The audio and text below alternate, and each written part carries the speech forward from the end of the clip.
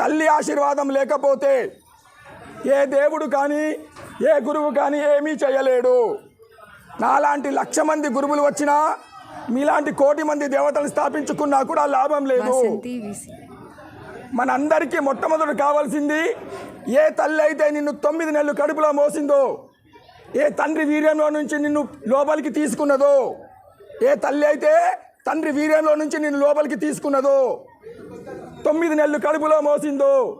1,00,000 సార్లు ఏ తల్లి అయితే మరణాన్ని మలమూత్రాల నుంచి తీసిందో, ఏ తల్లి అయితే నిన్ను 1,00,000 సార్లు ఎరుగుతే ఉచ్చబోస్తే వామిటింగ్ చేస్తే తీసింది, ఆ 1,00,000 సార్లు ఏ తల్లి అయితే రక్తాన్ని కూడా పాలు చేసి తాపిందో, ఆ తల్లి ఆశీర్వాదం లేకపోతే ఈ ప్రపంచంలో మనము బతికి కూడా జీవించి కూడా లాభం లేదు. నువ్వు బతుకున్నావంటే, ఈ శరీరంలో ప్రాణముతో ఉన్నావంటే